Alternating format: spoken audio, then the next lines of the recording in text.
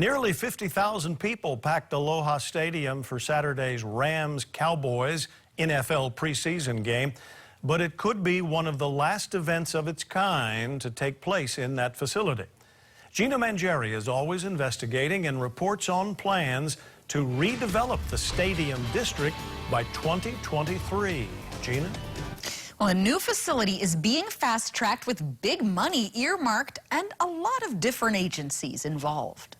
It's been a long, slow uphill push over more than a decade to do something as Aloha Stadium ages ever closer to the end of its useful life. It costs us nearly $20 to $30 million a year just to keep that current facility standing. I mean, there's no reason to put more money into an old jalopy.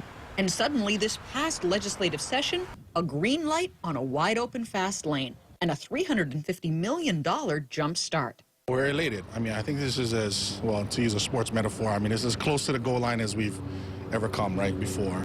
As public projects go, it's supposed to happen at a record pace. They're pretty upbeat and optimistic about having a new stadium available for the football season 2023.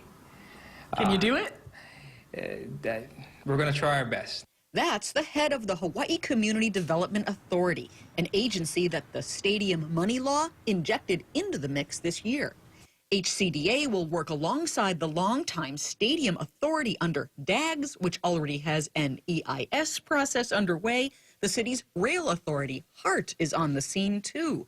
And Rail's TOD, or Transit-Oriented Development, zoning and planning, was underway.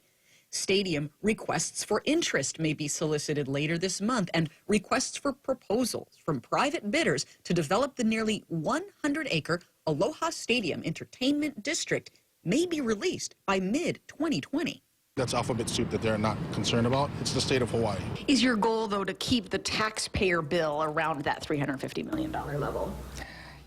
That's all the money that they gave me, so that's where we tap out at. That's why we put the whole 98 acres or a portion thereof into the solicitation to provide other revenue sources or other areas for the developer to regain its costs. Long gone are the days when you have a standalone stadium surrounded by a parking lot. That's not the best and highest use for state lands.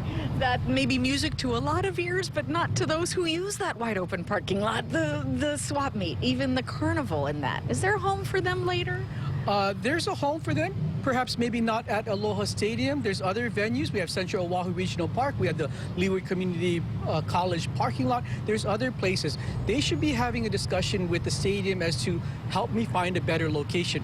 Swap meet vendors say they're worried about the future. The office told us they don't know yet, so we don't know what's gonna happen in the future. Yeah, but a little bit worried, you know. Do you have an alternative for where you might go? I don't know, yeah. But I wish we can still stay here, do the business. Yeah, this is very special here for Hawaii. HCDA and Stadium Authority officials hope small businesses can stay in the mix somehow. All the character of that stadium stop and a stadium that exists currently, I think we got to keep that and make that a part of the character and kind of ingrain that into the new design. Meaning the flea market, even the carnival? Flea market, carnival, I mean, even if you have a park and ride type of situation, I could see something like a night market being very successful. You get off the train, pick up dinner, and then head on home. The stadium itself is likely to be smaller capacity in the 30 to 40,000 seat range, but with more options for field configurations to fit things like soccer and rugby, and of course, college and high school football.